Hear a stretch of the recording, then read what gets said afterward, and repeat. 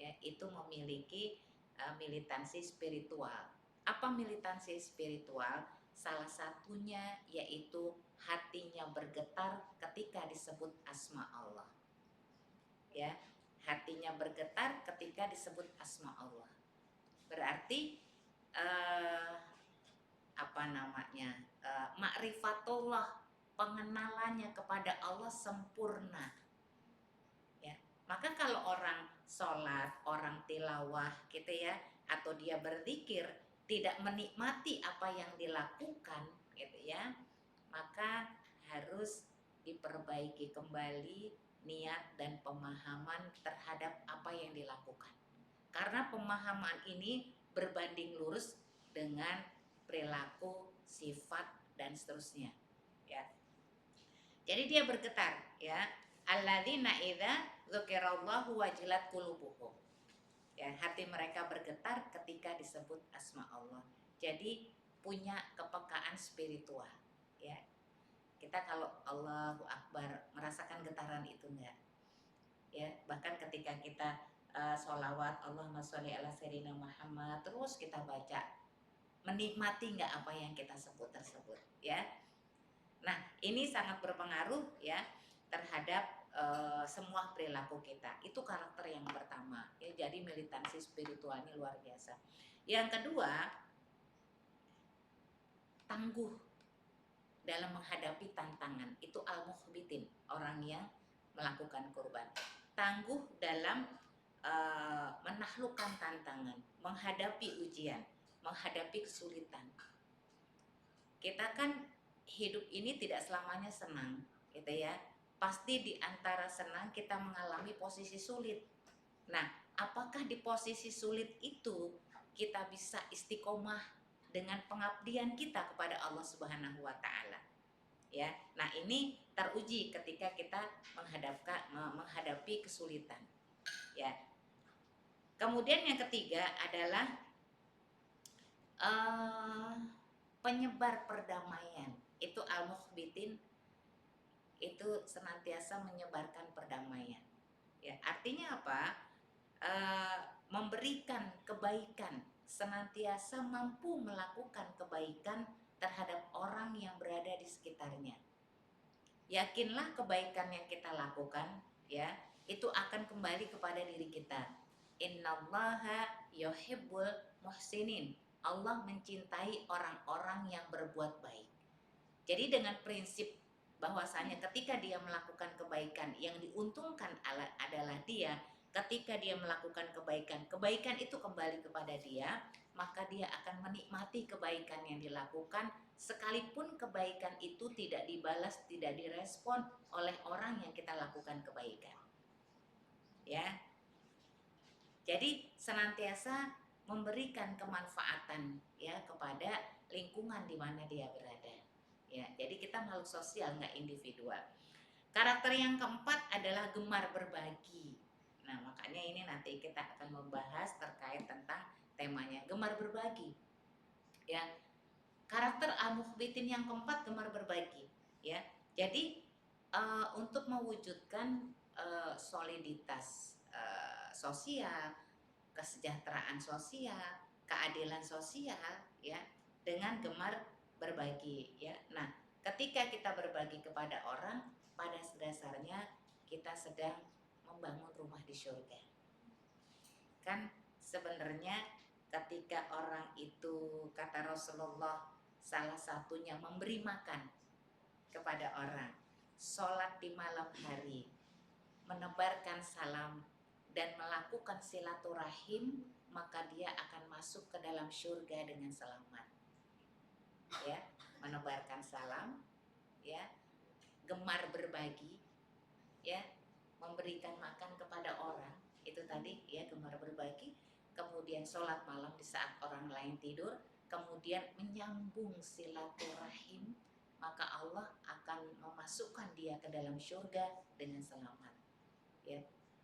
Nah, itu kalau kita lihat karakter-karakter yang dimiliki oleh orang yang menunaikan kurban. Ya. Nah, sekarang kalau kita lihat apa sih makna kurban? Ada yang tahu nggak? Kurban secara bahasa artinya dekat. Secara bahasa, kurban maknanya adalah dekat. Ya, koroba yukaribu, ya, kurbanan koribun artinya dekat secara bahasa. Secara istilah, kurban bermakna yaitu berusaha menyingkirkan hal-hal yang dapat menghalangi upaya dia untuk dekat dengan Allah Subhanahu wa taala. Itu makna secara bahasa. Ya. Jadi berusaha untuk menyingkirkan hal-hal yang menghalangi dia untuk dekat dengan Allah Subhanahu wa taala. Jadi memang kalau kita lihat, kurban itu bukan hanya sekedar rutinitas tahunan kita berkurban gitu, tapi ada makna yang terdalam yang ada di nilai kurban itu sendiri. Ya. Nah, sejarahnya kalau kita lihat di masa Nabi siapa? Nabi Ibrahim. Tahun berapa Hijriah kurban itu? 2 Hijriah. Jadi saat itu paganisme, menyembah berhala itu marak banget. Ya, marak banget menyembah berhala. Dan mereka biasa melakukan pengorbanan bukan hanya hewan, tapi juga manusia. Kalau di kaum Kanan, ya, mereka itu biasanya bayi pada saat-saat tertentu itu dikurbankan dengan dibunuh. Ya, buat dewa mereka namanya dewa Baal. Itu kalau kaum Kanan. Nah, di Mesir itu gadis-gadis cantik. Nah, alhamdulillah bersyukur yang lahirnya nggak cakep-cakep amat, biasa aja, aman, nggak dikurbanin ya. Di Mesir itu biasa mengorbankan gadis cantik. Dengan cara apa? Ditenggelamkan di Sungai Nil. Gitu. Jadi pas kondisi-kondisi seperti itu ya, paganisme, menyembah berhala, mereka melakukan pengorbanan manusia, bener-bener manusia. Maka kalau kita lihat suka ada film-film masa lalu gitu ya, orang diikat kemudian dikurbankan, iya itu memang terjadi gitu, bukan hanya binatang ya. Dan mereka melakukan itu untuk memberikan sembahan kepada dewa mereka. Nah, akhirnya ketika Nabi Ibrahim ya itu memberikan teladan, contoh yang terbaik ya. Saat itu Nabi Ibrahim kan dibakar. Ya. Kemudian Nabi Ibrahim itu pindah dari Ur itu suatu tempat ya ke Baitul Maqdis. Ya. Nah, disinilah kalau kita lihat ya, Nabi Ibrahim diperintahkan untuk mengorbankan anaknya yang mintanya itu lama ya dan susah. Terus ketika usia udah 13 tahun, jadi dikisahkan itu ketika usia 13 tahun ketemu lagi dengan Nabi Ibrahim ya, Nabi Ismail ditinggalkan di padang yang tandus ya, kemudian pergi usia 13 tahun datang lagi, kemudian ada perintah untuk dikurbankan. Ini kan pola asuh, pola didik ibunya yang luar biasa. Ibunya siapa? Siti Hajar. Ditinggal di padang tandus, dididik oleh ibunya dengan didikan yang luar biasa, sehingga ketika bapaknya datang nggak bilang bapak enak aja nggak ngurusin saya, tiba-tiba mau motong saya gitu ya, bapak enak aja nggak kontribusi terhadap membesarkan saya, mau menyembelih saya, nggak ada demikian gitu. Kalimat yang keluar adalah kalau ini perintah Allah, wahai ayahku, lakukanlah. Itu kan anak, masya Allah gitu ya. Memang ibu itu memiliki peran besar memberikan pendidikan itu kepada anak itu luar biasa. Ya, luar biasa banget. Kalau bapaknya kan cari duit, ibunya kan mau nggak mau kan interaksinya harus lebih banyak kepada anak-anaknya. Ya, ya wahai ayahku, ya bunaya, ya. Ketika Nabi Ibrahim izin kepada anaknya, izin, nggak langsung sini dipotong, nggak. Aku bermimpi. Ini kan dialog yang cukup indah. Artinya apa? Membangun komunikasi antara orang tua dan anak itu harus dibangun sejak awal. Sehingga nggak ada tuh orang tua sama anak tegang-tegang terus, bersih tegang, beda prinsip gitu ya. Jadi wahai anakku, aku bermimpi, dalam mimpiku Allah memerintahkan untuk menyembelih kamu. Coba kalau anak kita digituin, bapak mimpinya salah itu gitu ya. Itu mimpi dari setan kan gitu ya. Tapi wahai ayahku, kalau itu perintah Allah lakukanlah, karena pasti Allah akan memberikan kebaikan. Ya, itu. Jadi memang luar biasa ya, Masya Allah gitu. Nah, ternyata itu hal yang tidak mudah dilakukan oleh Nabi Ibrahim. Tadi ya, beliau punya sifat al-mukhbitin, coba mintanya lama, nggak dapat-dapat, ya ketika udah usia 13 tahun diperintahkan, ya diperintahkan untuk disembelih gitu ya. Itu kan nggak semua orang bisa melakukan. Kayak kita nih kerja keras, ya udah tabungannya misalnya 100 juta, ya tiba-tiba diminta untuk bersedekah. Kira-kira yang kita keluarin berapa dari 100 juta? Ketika diminta untuk bersedekah, ya kata Allah misalnya bersedekahlah, bangunlah masjid dengan uangmu. Ya Allah, saya ngumpulin susah-susah, kepala jadi kaki, kaki jadi kepala, pagi-pagi siang malam dapat duit segini, pakai diminta untuk bersedekah gitu ya. Artinya ada sami'na walakin, kami dengar tapi ya Allah gitu. Kita tuh suka minta dispensasi terus, sholat aja minta dispensasi gitu. Ya Allah, Engkau maha tahu, hamba lagi sibuk gitu ya, ini mengejar target pekerjaan, gak apa-apa ya Allah, telat-telat dikit sholatnya jam setengah 2, jam 2 gitu. Repotnya kalau nggak ada kompromi dengan malaikat maut kan repot ya. Terus kita dipanggil oleh Allah. Manusia itu senang apa ya, pakai tapi, ya Allah ini tapi ya, itu seperti orang-orang zaman jahiliyah, banyak alasan gitu ya. Ya Allah aku mau sedekah, tapi aku ini, ya Allah aku mau saum, tapi aku lagi nggak enak badan misalnya. Padahal sih cuma pilek doang, kalau puasa juga nggak apa-apa gitu ya. Jadi sering memberikan keringanan kepada diri kita, itu kan pengorbanan yang luar biasa ya, yang diminta kepada Nabi Ibrahim. Nah sekarang apa sih kalau kita lihat hikmah ya dari diperintahkannya kita untuk berkorban ya. Apa sih hikmahnya ya? Hikmahnya adalah yang pertama ya, kalau kita lihat sarana mendekatkan diri kepada Allah Subhanahu wa Ta'ala. Jadi nggak ada cerita kita dekat dengan Allah tanpa pengorbanan, tuh nggak cerita. Bangun di waktu malam, di sepertiga malam, di saat orang lain tidur, tanpa pengorbanan tuh nggak mungkin. Memaksakan diri untuk bangun tuh udah pengorbanan. Menyiapkan jam waker untuk bunyi itu udah pengorbanan. Di saat musim dingin pula kita harus bersentuhan dengan air wudhu yang dingin, itu udah pengorbanan gitu. Kemudian kita lagi asik-asik duduk lagi ngobrol sama teman kita, udah lama nggak ketemu, tiba-tiba azan, diri untuk ke masjid, itu pengorbanan. Jadi kalau kita lihat sarana untuk mendekatkan diri kepada Allah Subhanahu wa Ta'ala, semuanya membutuhkan pengorbanan. Kita tilawah 1 juz aja membutuhkan pengorbanan, iya enggak? Ya, kita zikir aja sesuai dengan target kita membutuhkan pengorbanan. Nah itulah, jadi sarana untuk mendekatkan diri kepada Allah semua butuh pengorbanan. Dan dari pengorbanan itulah kita akan merasakan kenikmatan. Ya, coba misalnya ada seorang ibu, ya, dia single parent membesarkan anak-anaknya.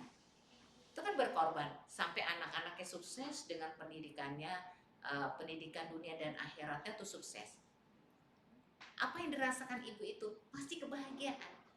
Jadi buah dari pengorbanan itu adalah kebahagiaan. Kita pun ketika bisa menuntaskan tilawah sehari 1 juz, ada kebahagiaan dari pengorbanan kita, ada kenikmatan, itu luar biasa. Ya, jadi nggak ada yang kita lakukan untuk dekat dengan Allah tanpa pengorbanan. Dan pengorbanan itu harus dipaksakan, harus dipaksakan. Karena kalau nggak dipaksakan, kita selalu mengakui kelemahan diri kita. Kalau nggak dipaksakan, ya, mengakui kelemahan diri kita. Saya yakin teman-teman semua itu sejus 2 jus bisa sehari. Cuman kita suka melegalitas kelemahan diri kita, ya, sehingga kita merasa nggak selesai, nggak kekejar gitu. Kenapa? Kurang dipaksakan. Makanya ibadah, kedekatan dengan Allah, selain pengorbanan harus dipaksakan. Ya, kita kalau dipaksakan selesai loh, ya. Kalau nggak dipaksakan kita santai, akhirnya berlalu waktu, terbuang dengan sia-sia, tidak memberikan kemanfaatan apapun. Ya. Yang kedua adalah bersyukur kepada Allah atas segala limpahan nikmat yang dikaruniakan Allah kepada kita. Bersyukur. Ya. Makanya kalau kita lihat kurban yang nanti kita lakukan itu sunnah muakkadah, sunnah yang diutamakan. Bukan setahun sekali, setiap tahun kita mampu kurban. Jadi di kalangan para sahabat ada seorang sahabat namanya Bilal. Ya, ketika dia tidak mampu berkurban dengan hewan ternak, dia membeli unggas. Karena nggak ada uangnya, dia membeli unggas dan unggas itu dia korbankan. Ya, kan kurban itu dengan apa?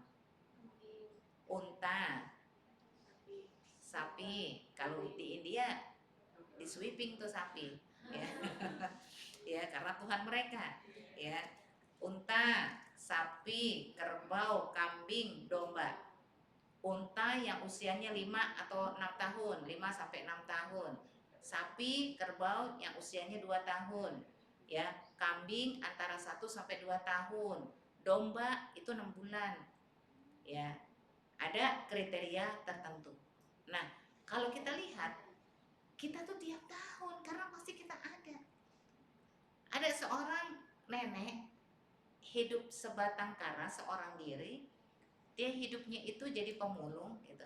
Tapi dia nabung, setiap tahun dia serahkan uang kepada seorang pemuda yang mengelola kurban di masjid di sekitarnya. Dikatakan ini uang nenek hasil ngumpulin selama setahun untuk beli kambing. Coba bayangkan, hidup sebatang kara, seorang diri, kerjanya cari mulung-mulung, cuma dia sisihkan tiap hari uangnya untuk berkurban setiap tahun. Ya, makanya kita itu harus kita sisihkan uang itu agar kita bisa berkurban tiap tahun. Kambing berapa? 3 juta ya? 3 juta ya, seneng 3 juta ya. 3 juta dibagi 12 saja.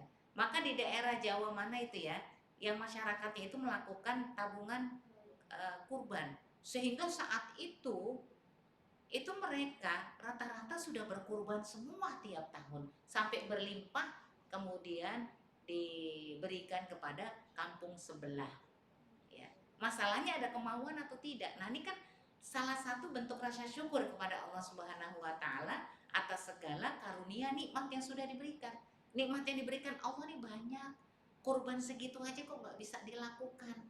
Padahal orang lain yang dengan ekonomi susah aja bisa dia melakukan itu. Masalahnya ada niat dan kemauan nggak?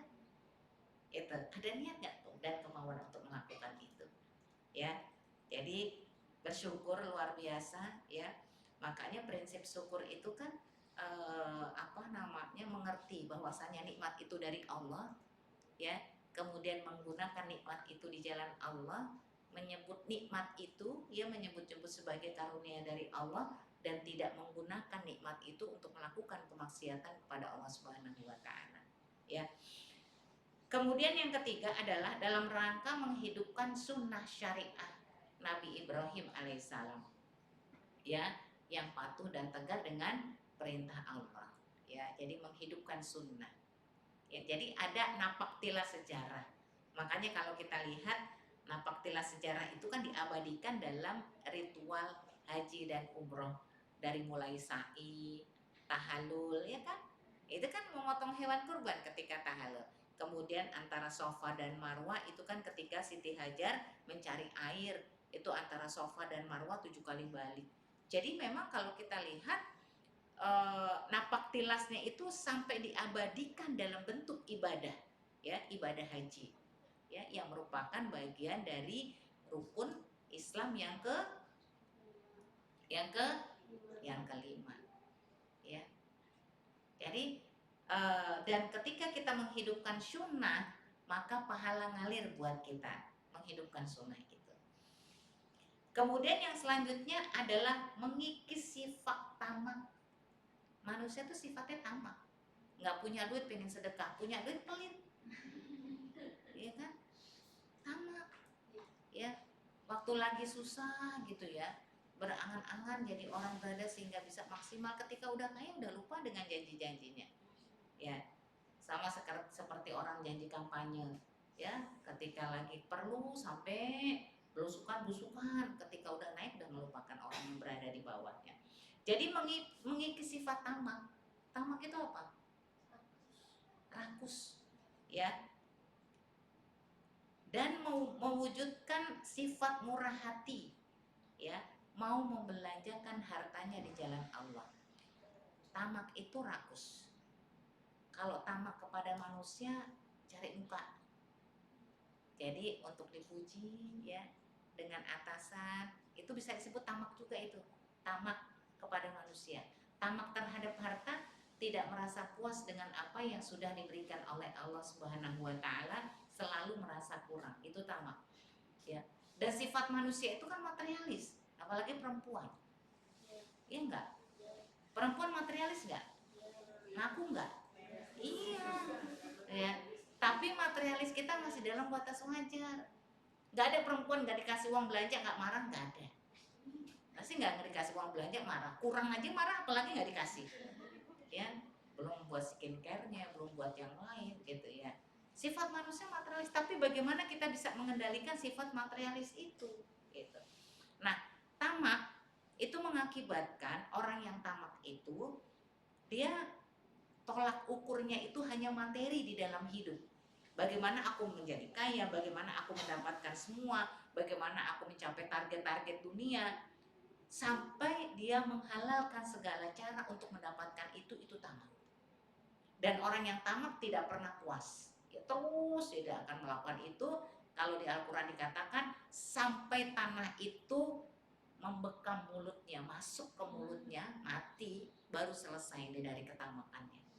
Dia baru kematian itu menyelesaikan ketamakan dia. Ya, na'udzubillah min dzalik. Nah, dengan berkorban itu kan kita coba deh nabung-nabung, apalagi kita uangnya pas-pasan. Itu memang melatih kita untuk bisa berbagi kepada orang lain. Ya. Repotnya lagi adalah ketika kurban minta dagingnya banyak kan. Ya. Yaitu namanya bukan kurban, nyembelih sendiri buat diri sendiri. Kan daging kurban itu dibagi kepada tiga kelompok. Pertama, pengurban dan keluarganya. Kedua, fakir miskin. Ketiga, tetangga. Membagi kebahagiaan itu, ya. Dan boleh misalnya minta paha. Ini minta paha semua. Kan 4 berarti banyak banget ya. Ya, akhirnya orang dapat tulang-tulangnya aja. Ya. Itu bahkan kalau bisa memang pengorban itu kalau dia doyan kambing dia boleh ikut makan. Tapi ada juga yang memang gak usah deh aku sedekahkan semua. Ya. Tapi tadi untuk menjalin silaturahim, kepekaan sosial dan empati, maka dibagi kepada fakir miskin dan kepada tetangga-tetangga kita yang dekat. Gitu. Boleh nggak dijadiin frozen daging kurban? Di beku disimpan gitu. Kalau seandainya di situ sudah mencukupi, kemudian akan diberikan wilayah lain, kan harus didinginkan. Jadi frozen, karena kalau nggak rusak itu, gitu. Maka ada yang jadi kornet, ya, kemudian dibagi-bagi. Itu dalam rangka adalah menyelamatkan supaya daging itu tidak rusak. Tapi kita boro-boro dibikin kornet, orang baru datang aja udah matang, udah hilang, udah habis. Ya, ya. Jadi itu ya, benar-benar ngelatih sensitivitas hati kita, kepekaan sosial kita, ya. Jadi harus dipaksakan seperti itu. Kemudian menjalin hubungan baik dengan sesama manusia, ya, terutama apa yang fakir dan miskin. Jadi kita itu harus memposisikan diri kita berada di dia. Jadi jangan melihat dari sisi kita. Kalau kita di posisi dia, kayak kita puasa aja, kan suruh menahan lapar dan haus, memposisikan kita kalau kita nggak punya uang, nggak punya apa-apa, laparnya begitu loh. Gitu.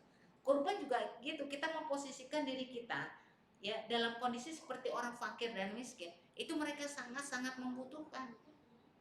Apalagi di kita ini kemiskinan meningkat, ya PHK meningkat, kemiskinan meningkat, kejahatan meningkat. Yang nggak meningkat gaji. Kalau gaji meningkat, nih gaji ini nih daging, ya daging lemak. Ya tapi enggak sih teman-teman, langsing semua.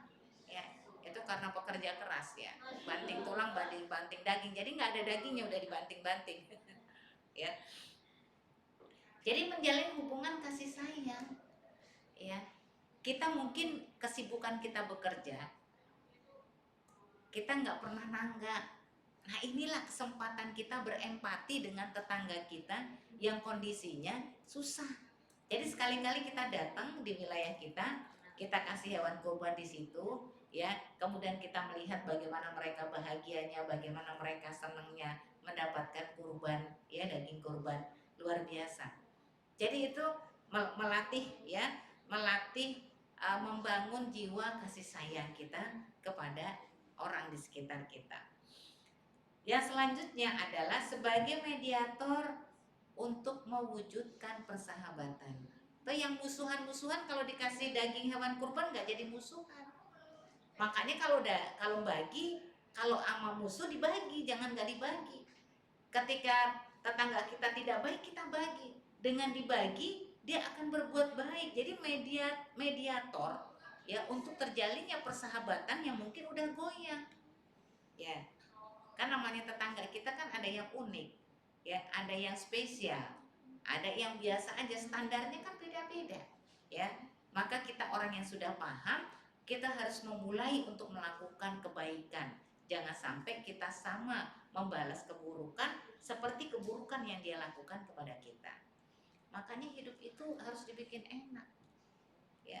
Sebenarnya hidup untuk bahagia itu cuma 3 supaya kita bahagia. Kalau menurut Ibnu Qayyim Al-Jauzi, hidup bahagia itu cuma 3. Yaitu ketika dikasih nikmat, kita bersyukur. Ketika dikasih ujian, kita bersabar. Ketika kita melakukan dosa, kita bertaubat. Itu kita akan bahagia. Ya, konsep bahagianya sederhana banget. Ya. Orang itu kenapa gelisah? Karena ada dosa dan kesalahan yang dia lakukan. Kenapa orang tidak tenang menghadapi masalah? Karena tidak merasa puas dengan apa yang sudah Allah berikan, merasa bebannya berat, merasa ujian ini hanya untuk saya. Jadi kalau kita masih mengalami kegelisahan, kegundahan, maka bangun tingkat kedekatan kita kepada Allah Subhanahu wa taala. Ya, dan harus berpikir positif. Ya Allah, kalau ini Engkau berikan kepada hamba ujian ini, hamba yakin Engkau akan menghapuskan dosa-dosa hamba. Makanya orang salafus soleh terdahulu kalau mengalami kegelisahan dia introspeksi diri. Bisa jadi ada dosa yang dia lakukan puluhan tahun yang lalu yang membuatnya hatinya gelisah sampai hari ini. Ya, kenapa orang kok pada gelisah nggak bahagia? Ya tingkat syukurnya kurang, nggak pernah bersyukur. Ya, dikasih ini kurang, dikasih ini kurang, boro-boro dia mengatakan alhamdulillah. Ya, sehingga kalau dia tidak bisa bersyukur dengan sedikit, dia akan sulit juga bersyukur dengan yang banyak.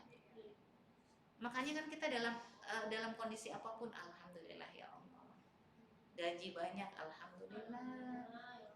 Gaji sedikit, alhamdulillah ya Allah. Tanda-tanda mau datang lagi yang banyak. Itu ada tambahan doa. Ya, jadi ketika kita mensyukuri setiap keadaan kita akan tenang hidupnya, ya. Kan kekhawatiran itu karena kita nggak yakin dengan Allah. Ya Allah, ntar kalau aku meninggal, anakku masih apa ya? Itu udah Allah yang urus, yang siapkan. Ya, kita tinggal menjalani, berikhtiar dan berbaik sangka. Ya Allah, kalaupun Engkau panggil hamba, hamba yakin Engkau akan menjaga anak hamba ya Allah. Yakin. Ya, itu. Kemudian yang selanjutnya adalah ya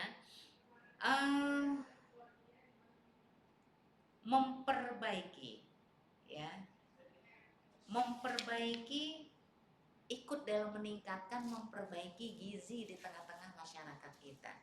Kan mereka makannya setahun sekali paling daging. Makanya kalau di Istiqlal itu sampai antrinya ya sampai orang jatuh-jatuh cuma dapat segini doang, sedih banget. Ya, artinya apa? Memang orang tuh sangat membutuhkan empati kita, ya, nilai sosial kita harus kita bangun. Maka ya kalau yang udah kaya-kaya jangan ikut antri.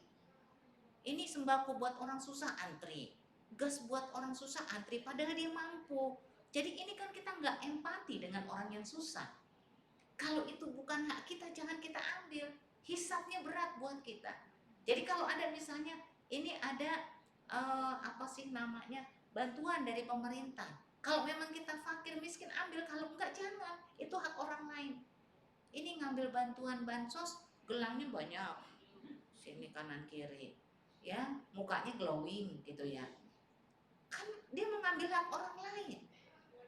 Jadi melatih empati itu salah satunya dengan mau melakukan itu. Ya. Jadi bagaimana prinsipnya kita bisa memberi, jangan kita meminta. Kalaupun dipaksa, udah bu, udah jatah ibu udah ambil kasih orang yang membutuhkan. Gitu. Boleh kasih orang yang membutuhkan. Kita berapa sih yang kita makan? Ya, apa sih yang masuk ke dalam tubuh kita? Nggak banyak. Justru yang banyak itu yang kita sedekahkan kepada orang lain. Jadi diri kita itu tidak merasa tenang karena syukur kita kurang. Jadi tadi ikut dalam meningkatkan gizi, ya kan, insya Allah kalau mereka bahagia, kita juga akan bahagia, ya. Kemudian yang selanjutnya adalah menegakkan nilai-nilai keikhlasan. Ini penting, ya. Ini ukuran utama. Orang berkurban itu kan nggak usah dipublikasi. Maaf ya, saya udah kurban di 5 tempat. Satu tempat 1 sapi, sudah 5 tempat, nggak usah dipublikasikan, usah.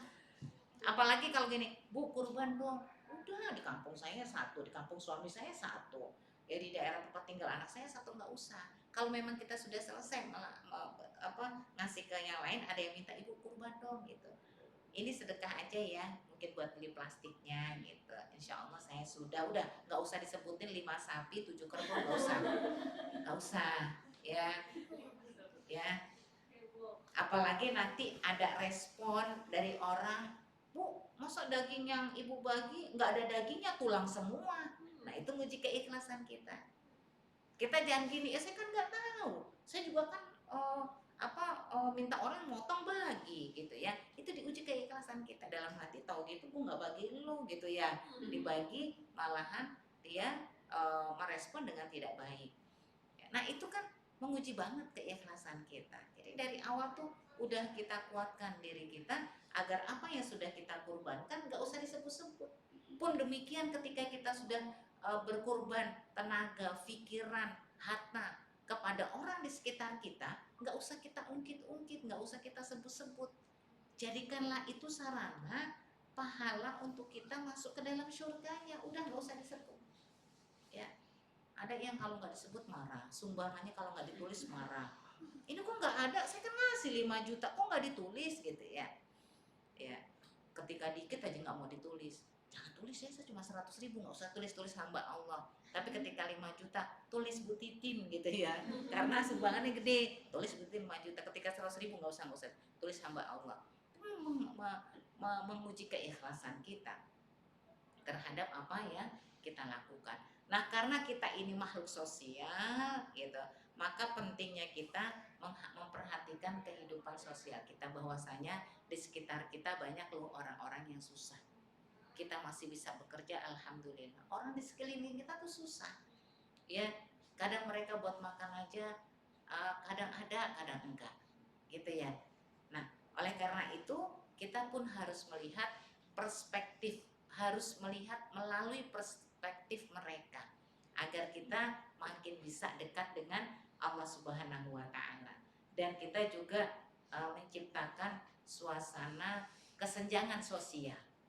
Kalau kesenjangan sosial itu mudah kejahatan tinggi, itu kesenjangan sosial. Ini rumah orang kaya, ini orang miskin. Ini kalau orang kaya pulang kampung bisa jadi disantron itu rumahnya gitu. Tapi kalau misalnya setiap ada kegiatan ini diayomi ya, diberikan fasilitas dan sebagainya, nggak usah disuruh ketika mereka pulang kampung dijaga itu. Itulah pentingnya empati sosial kita kepada orang yang ada di sekitar kita. Kenapa dia peduli kepada kita? Karena kita peduli kepada dia. Coba deh misalnya kita keluar rumah, nggak usah kita titipin, Pak jaga rumah saya mau dinas. Dijaga karena kita selalu memperhatikan lingkungan kita. Jadi banyak sekali manfaat dari empati sosial yang kita lakukan di tengah-tengah kehidupan kita. Cuman kalau kita mukanya aja nggak pernah kelihatan sama tetangga kita, ya ada kejahatan di rumah kita pun mereka nggak akan peduli, gitu ya. Jadi mulai dari sekarang ya kita harus membangun diri kita menjadi pribadi yang al-mukhbitin, ya, yang mempunyai nilai kepekaan spiritual yang tinggi, kepekaan sosial yang tinggi, karena itu basis modal kita untuk bisa masuk ke dalam surganya Allah Subhanahu wa taala. Kita makhluk sosial, kita tidak individual, di lingkungan kita, di sekitar kita banyak yang harus kita bantu, maka yang bisa bantu kita lakukan. Ya. Sampai sini ada yang ingin ditanyakan? Ya, silakan. Iya. Kalau di daerah itu kan kurbannya lebih murah. Satu kambing itu 2 juta dolar. Di sini kan 3 juta dolar. Kebetulan dari kampung ada yang nawarin mau ikut, kalau saya pilih itu boleh nggak? Iya. Niatnya itu lebih murah sana, boleh nggak? Iya. Nih, kalau seandainya di kampung harganya 2 juta, kampung kita ya, di sini 3 juta, kemudian di kampung nawarin mau nggak kurban di kampung 2 juta, kalau di sini kan 3 juta. Kalau kita secara finansial mampunya cuma 2 juta nggak apa-apa, emang duitnya cuma 2 juta ya deh di kampung aja ya. Tapi kalau kita punya uang misalnya secara finansial mampu, maka kalaupun di kampung ambil 2 kan jadi 4 juta ya. Kalau di sini kita ambil 1 gitu. Jadi tergantung kondisi kemampuan kita. Kalau kita mampu kan ketika kita berkurban memberikan yang terbaik, maka pahalanya pun pahala yang terbaik, tapi disesuaikan dengan kapasitas dan kemampuan kita, ya seperti itu. Tapi itu dia mikirnya di sini kan udah banyak, di kampung itu kan sedikit yang ikut kurban, udah ke situ aja lagi. Ya, kalau seandainya berpikir seperti itu boleh juga, tapi masalahnya kalau dana kita lebih ada, maka kita bisa 2 kan. Kalau di sini cuma dapat 1, di sana dapat 2 dan banyak yang bisa dibagi, gitu ya. Boleh seperti itu. Ya. Untuk definisi kurban terbaik itu seperti apa kalau kita punya keterbatasan, misalnya kita kan nggak tahu kambing bagus itu yang kayak apa, misalnya harga 3 juta itu seharusnya dapat kayak apa, kalau harga 5 juta dapat apa. Nah misalnya kita sudah berusaha, aku punya duit segini, oke aku maksimalin lah beli.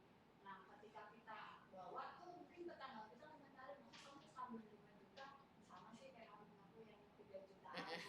Itu sebenarnya seperti apa ya, saya maksudnya menilai terbaik, karena kan kita ya nggak pinter melakukan semuanya lah, nggak mungkin ya, kita kan cuma menilai lah kayak gitu. Nah itu seperti apa ya misalnya batasannya gitu. Iya. Jangan-jangan itu kambing makannya burger, gendut dia. Kambing kita makannya rumput jadi kurus.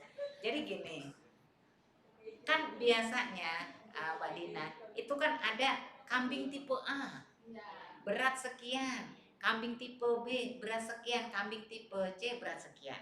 Bagusnya kita datang, kita lihat gitu. Oh ini nih uang saya berapa, oh cukup nih kambing tipe A dengan uang saya segini gitu ya. Nah terus itu yang kita pilih. Terus ketika kita bawa pulang, nah tetangganya beli kambing juga, tapi kan dia kambingnya nggak sama belinya di tempat kita, di tempat yang lain gitu ya. Ternyata tipe A dia gendut banget gitu ya. Maka ketika ada yang mengomentari, kok kamu 5 juta harganya segitu, aku 5 juta segini, itu ujian keikhlasan kita. Ujian keikhlasan kita. Maka kita katakan, kan pedagangnya berbeda. Mungkin di saya tangan ke-2, mungkin ibu tangan ke-1.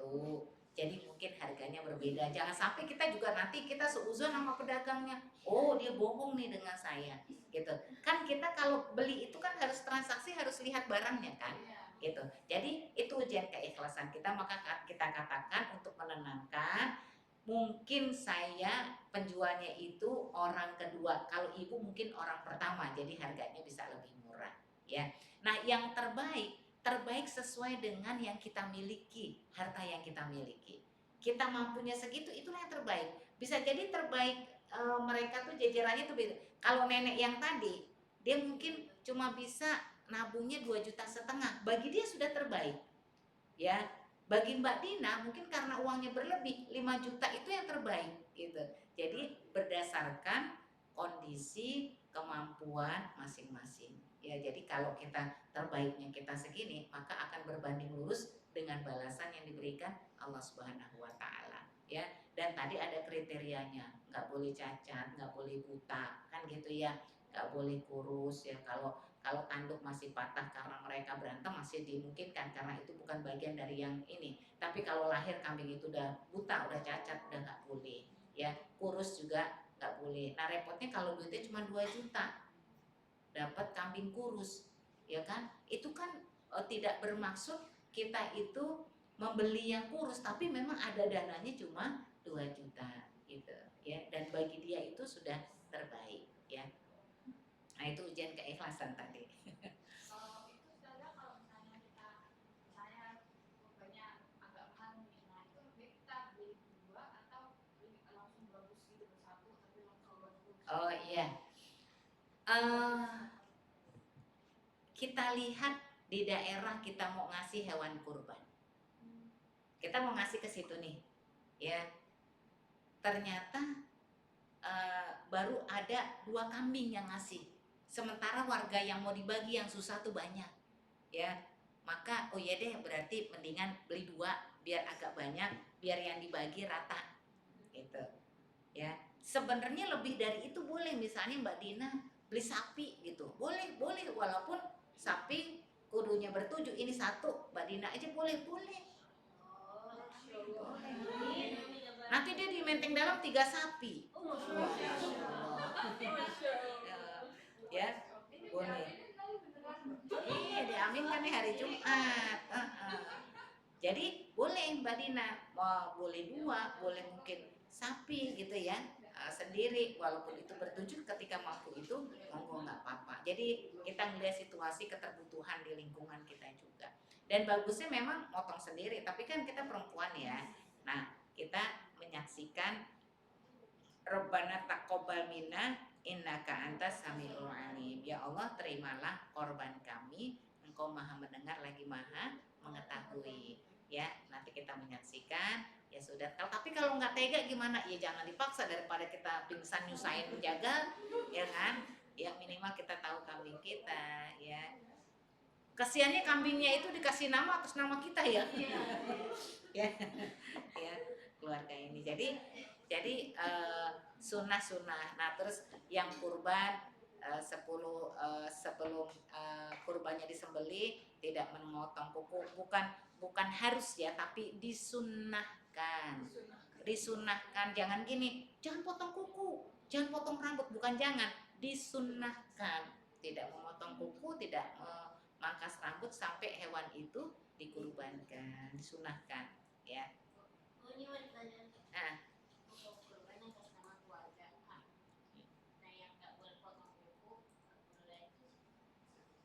atas namanya, misalnya nama suaminya Pak Tono, ya Pak Tono dan keluarga, maka Pak Tononya kan satu kan.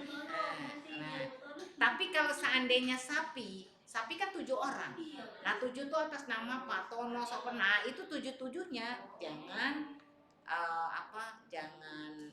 jangan disunahkan untuk tidak melakukan yang tadi, ya.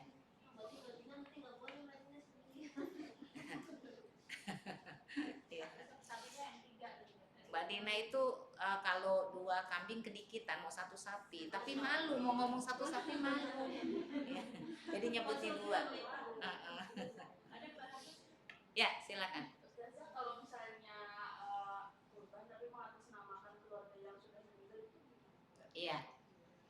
Jadi pertama adalah diprioritaskan kepada yang masih hidup, prioritas. Misalnya gini, kita udah, pasangan kita udah, adik-adik kita, nah ya adik kita yang nggak bisa berkorban kita bantu aja. Ini saya ada uang, ini korban deh atas nama kamu. Kan dia susah banget, oh, nggak kerja atau serabutan buat ngasih makan anaknya 5 aja susah banget. Ini kamu korban atas nama kamu, gitu. Dan kasih yang masih hidup. Ketika yang masih hidup sudah selesai, baru kita berikan. Mungkin kita korban atas nama ayah kita yang sudah pulang ke rahmatullah. Nah ini ulama ada yang membolehkan, tapi prioritas kepada yang masih hidup terlebih dahulu, ya. Kalau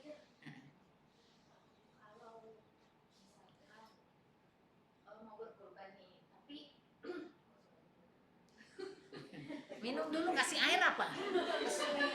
Ini menunjukkan pertanyaannya dalam banget. Enggak mau berkorban, tapi misalkan kan ini tadi kan sebelah ini ada dananya mbak, ada dananya. Misalkan mau berkorban tapi uangnya nggak cukup nih. Ngutang boleh nggak? Gitu. Oh enggak, oh enggak. Pernah dengar ada berapa misalkan ya, misalkan di bawah 1 juta, 500.000. Katanya sih bisa nih kak dibeliin daging terus nanti kalau pergiin itu boleh nggak sih? Iya. Kalau hukum asalnya tidak. Hukum asalnya tidak, karena tadi walaupun Bilal pengen kurban, tapi nggak punya apa-apa, miskin banget, beli unggas. Artinya apa? Niatnya tuh sampai. Tapi hukum asalnya yang dikurbankan adalah tadi kambing, sapi untuk 7 orang. Ini asal hukumnya itu. Tapi kalau tadi misalnya namanya sedekah kurban. Nah, namanya sedekah kurban gini.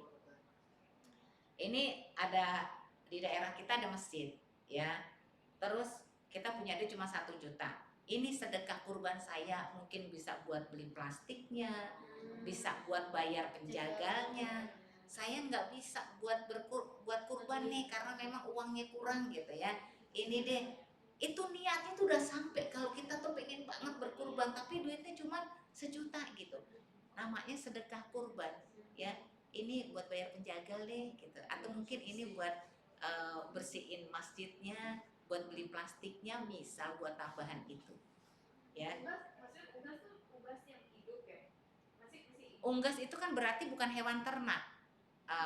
Hewan berarti unggas kan nggak dikurbankan sebenarnya, kayak ayam gitu ya, bebek gitu. Nggak, di situ dikisahkan hanya membeli hewan unggas ya, kemudian diberikan karena saking pengen ikut berkorban. Atau gini, kalau mau disimpan, ditabung lagi, nah cuma bisa mungkin tahun depan bisa. Sekarang 1 juta nih, mungkin tahun depan ada rezeki bisa dapat 3 juta, udah masukkan. kan umur gak tahu. Nah itu niatnya udah sampai mbak. Iya, iya. Ketika kita baru nabung tahun depan mau berkurban, ternyata kita sudah meninggal, sudah dicatat oleh Allah niat kita untuk memberikan hewan kurban. Itu udah dicatat oleh Allah. Jadi nabung, nah sekarang misalnya ada 1,5 juta, tabung lagi tuh, ya. Sehari berapa sih kalau supaya mencukupi itu, nanti ada 10.000 kita masukin. Kalau yang di kampung, apa yang namanya kampung apa sih? Itu semua warga mbak, padahal ekonominya susah, mereka buruh. Ya, ada buruh, terus ada yang kerja serabutan, tapi tiap hari dia masukin tuh ke celengan. Terus ketika bulan Zulhijjah itu dapat 1 kambing keluarga itu, gitu. Nah sekarang udah tabung lagi aja, kalau memang pengen jadi 1 kambing, diniatkan mudah-mudahan tahun depan bisa korban. Ntar Allah mudahkan, belum 1 tahun udah Allah cukupkan karena memang kita niat banget, ya. Memang kan kalau yang uangnya banyak kepake untuk keperluan lain terasa banget, maka pentingnya menabung tuh begitu, ya. Orang pergi haji aja nabung sampai 40 tahun ya, tukang sol sepatu 40 tahun nabungnya, masya Allah gitu, saking niat banget gitu. Jadi insya Allah niat baik itu akan dimudahkan Allah, ya.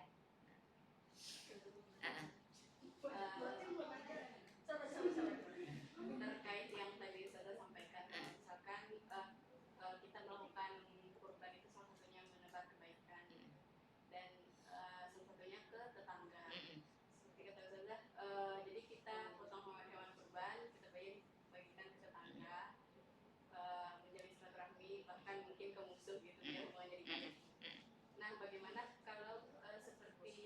biasa dilakukan itu kurban dilakukan di masjid, di fasilitasi masjid, jadi hal tersebut nggak terlaksana gitu.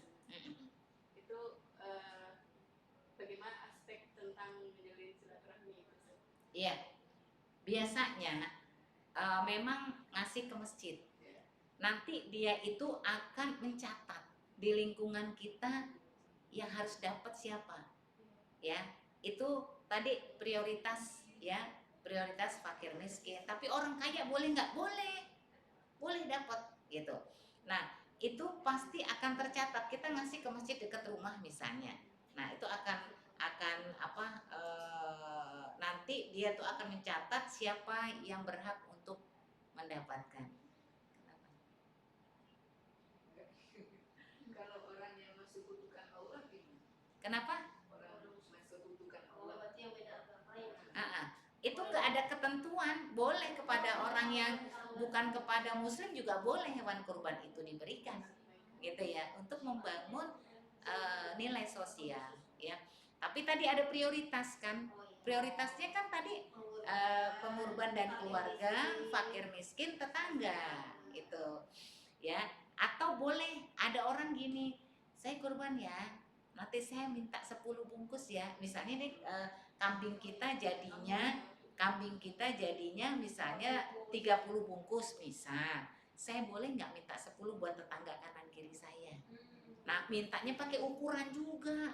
Jadinya 30, saya minta 29 ya, misal gitu. Ya, boleh nggak begitu? Boleh. Ya. Karena nanti kita kepingin, takutnya gini, itu satu RW kambingnya cuma 4. Kan baginya susah ya? Baginya susah. Nah, kalau kita berada di lingkungan orang yang memang harus dibantu, kita izin kepada pemotongnya, minta ya sekian buat tetangga kanan kiri yang memang susah, boleh. Gitu. Boleh nggak misalnya gini, cucunya non muslim. Hah? Cucu. Cucunya non muslim. Nah ini neneknya tuh bibiin kambing gitu, kambing atau sapi sama cucunya. Itu gimana ya? Nggak apa-apa kan dikasih. Misalnya gini nih aku kasih uang, udah serah terima kan, berarti kan itu duit yang udah diserahkan ke nenek. Neneknya mau buat jajan, mau buat kurban, apa untuk kurban nggak apa-apa, boleh seperti itu, karena sudah serah terima gitu ya. Bahkan ada orang yang non muslim tuh kurban sapi, tapi dan non muslim. Nah, sedihnya pahalanya kan nggak sampai. Tapi dia melakukan kurban karena pengen kurban. Kalau buat neneknya gitu nyampe nggak enak? Bisa dibeliin ini neneknya udah bentuk sapi. Ini kan buat berkurban gitu. Iya, sampai ke neneknya. Karena neneknya muslim kan. Iya. Sampai buat nenek. Dia hanya memfasilitasi ngasih uang. Kemudian nenek itu diminta berkorban dengan uang yang diberikan gitu. Sampai enggak? Insya Allah sampai. Gitu. Yang kurban itu si nenek gitu. Iya, yang korban kasih nenek, cuman duitnya dari cucunya yang tadi noni gitu. Boleh nggak? Boleh, kan udah diserah terima, udah dikasih ya. Si nenek harus tetap niat lagi gitu buat kurban. Apa tuh? Kalau tadi itu kan si cucunya beliin ini sapi, jadi si cucunya yang niat gitu kan, deh ini buat kurban. Iya, Nanti kalau pahala kurban, buat nenek si sampai. harus niat juga gitu. Pahala kan atas nama nenek kan, ya pahalanya insya Allah sampai buat nenek. Ya, jadi cucunya cuma beliin doang. Cuma beliin doang, nggak masalah itu. Saya juga mau dibeliin. Saya belum, oh iya tunggu nenek ya. Boleh. Kan kalau sapi itu kan biasanya patungan 7 orang atau sendiri. Kalau misalnya kurang dari 7 orang itu gimana? nggak apa-apa. Misalnya cuma 5 orang. 5 atau 6 karena mereka duitnya banyak-banyak gitu ya. Harusnya 3 juta, 5 juta, 5 juta boleh. Yang kedua, kan ada korban itu atas nama keluarga, maksudnya keluarga bapak A gitu. Nah itu cakupannya keluarga itu ada kriteria khusus. Maksud saya ketika sudah tidak satu rumah, tapi secara silsilahnya itu kan masih keluarga bapak A gitu. Itu apakah masih disebut keluarga atau memang harus satu rumah atau bagaimana? tergantung niat. Innamal a'malu binniyat. Makanya gini, misalnya kambing atas nama Bapak Tono dan keluarga. Bapak Tononya kan dan keluarga. Keluarganya insya Allah dapat pahala juga. Gitu. Nah, walaupun Bapak Tono niatnya nih untuk keluarga saya tuh banyak loh gitu ya. Untuk kayak Rasulullah kan kurban 2 kambing. 1 untukku, 1 untuk umatku. Ya, bahasanya untuk umatku, masya Allah. Ya, jadi kan apa ya, tatiyahnya itu masya Allah ya, saking pengen dilatihnya supaya umatnya itu berkorban. Ini 1 untukku dan keluargaku, 1 lagi untuk umatku. Jadi tergantung tadi niat di awal Bapak itu. Keluarga itu kan luas ya, bisa keluarga inti, bisa sampai ke cucu gitu ya, tergantung niat ya. Tapi itu kalau seandainya memang duitnya nggak ada. Tapi kalau duitnya ada, itu bahil banget. Ini 1 ya buat 1 keturunan saya, 7 turunan. Ke atas dan ke bawah, ke samping, ke kanan dan ke kiri, padahal duitnya banyak, bahil. Tapi kalau memang nggak ada, saking pengen berbagi bahagia kepada keluarga, ya itu udah luar biasa. Insya Allah pahalanya sampai, tergantung niatnya. Ya.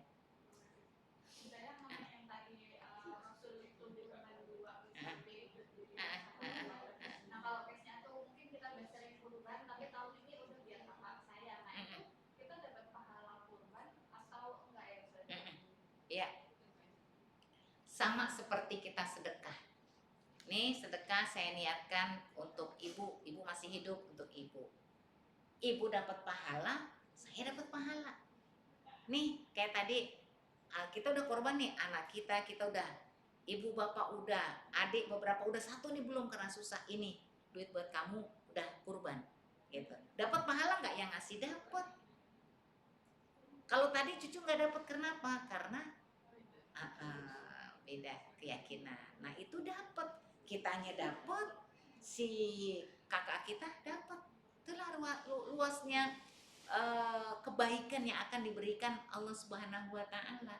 Ya, kan kalau kita kayak hutang aja, itu yang menjadi saksi, yang mencatat, yang mendengar, ya. Itu misalnya di situ ada kecurangan, maka tuh dapat dosa yang sama tuh yang berkontribusi. Kebaikan pun demikian. Maka orang yang berkontribusi dalam kebaikan, dia tetap mendapatkan kebaikan tanpa mengurangi pahala kebaikan orang yang tadi diberikan. Ya, luar biasa. Jadi kan kita suka egois, tiap tahun kita mulu. Sementara nih si adik kita belum, kakak kita susah-susah, kita ego kadang. Biarin melatih supaya mereka punya nilai kedekatan dengan Allah. Bahagia loh kalau dia dikasih kurban ya, atas nama kamu, bahagia banget dia. Itu ya, ada rasa dia bisa melakukan sesuatu yang selama ini tidak bisa dia lakukan. Ya. Kalau mau nanya lebih baik mana, kan sekarang kan banyak tuh lembaga-lembaga di tempat korban. Lebih baik mana korban ikut lembaga itu masih cuma dia bukan tetangga kita, sebenarnya kan terkadang lembaga-lembaga itu ngasihnya ke daerah mana gitu yang lebih tepat orangnya. Cuman kita mengkonsumsi itu wajib atau enggak? Mengkonsumsi daging korban itu. Soalnya kalau lembaga lain berarti kan nggak ada dagingnya dikasih ke kita kan, nah itu lebih baik itu atau kita kurban yang jelas-jelas emang tetangga kita dan di sekitar rumah, cuman sebenarnya di sekitar rumah juga orangnya udah mampu semua, nah itu lebih bagus. Iya, jadi kan tadi ada prioritas ya, ya. Kalau kita nggak makan daging kurban boleh nggak? Boleh, tapi kita kan tetap dibagi, kita bagi lagi ke orang. Saya terima ya misalnya, kayak saya kagak doyan kambing, jadi kalau kurban ada kambing ya kasih orang nggak makan kambing gitu, boleh, udah dikasih terus kita bagi. Kemudian tadi misalnya kayak sekarang kurban di Palestina atau di Indonesia, daerah-daerah tertinggal sangat membutuhkan misalnya, apalagi lingkungan kita misalnya mampu gitu, prioritas mana? Ya prioritas kalau memang itu sangat dibutuhkan, prioritas ke daerah yang tertinggal. Berarti kita nggak dapat dong? Enggak, berarti kita katakan kita ridho, kita nggak mendapatkan itu. Bahkan ketika kita sudah ngasih, biasanya itu kan kayak model dompet duafa ya atau apalah gitu ya. Biasanya mereka ada daerah-daerah tertinggal yang memang sudah disiapkan untuk dibagi dari donatur dan donatur kita yang berkurban. Nah, dengan kita sudah meredoi ke sana, berarti kita rela untuk tidak diberikan.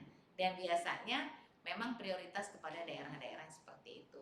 Tapi kalau tadi daerah kita memang enaknya kalau rezeki kita banyak, rezeki kita nih bisa 2 kambing, maka kambing 1 di masjid, kambing 1 daerah tertinggal, bisa gitu ya. Jadi kita melihat kepada kebutuhan di sekitar kita. Kalau tadi secara finansial udah mampu, biasanya kalau memang di situ berlimpah gitu ya, berlimpah ininya kurbannya, dia tetap ikut dapat. Di daerah Saleh itu berlimpah banget, sampai 1 orang bisa 2 kilo daging sapi, 2 kilo dagingnya doang. Belum ada di sana di daerah tempat tinggal di Pondok Melati. Jadi sampai itu berlimpah banget. Orang satu lingkungan gini aja sapinya bisa 7 bisa 8, itu bisa dikasih ke wilayah lain ya. Jadi tadi boleh ya, tergantung niat kita dan kita pengen punya skala prioritas seperti apa ya. Kalau kita mau bantu ke Palestina boleh, sangat-sangat boleh ya. Kalau sapi kan boleh 7 orang ya. Gimana kalau kambing? Boleh? Kambing 1 orang 1. Satu kalau kambing. Karena ada yang bilang boleh, ada yang bilang enggak. Nah, kalau di sekolah yang gini yuk iuran kurban gitu ya, 20.000 murid itu namanya sedekah kurban. Ya, sedekah kurban. Melatih mereka, mendidik mereka, mengajarkan mereka untuk kurban. Nah, biasanya tuh nanti kan ada hewannya, misalnya 1 sapi. Itu tetap dikasih nama itu, entah nama kepala sekolah, gurunya atau siapa di wilayah situ. Dan dia melihat itu kan, anak-anak itu kan pasti senang banget. Nah, yang dilakukan anak-anak adalah mengedukasi sedini mungkin mereka untuk berkurban. Tapi untuk anak-anak jatuhnya sedekah kurban. Gitu ya. Jadi kalau kambing 1, kalau sapi 7.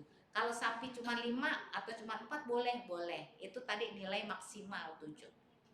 Ya. Terkait yang tadi itu misalkan kita kurban atas nama orang gitu. Jadi saya kurban buat kamu gitu.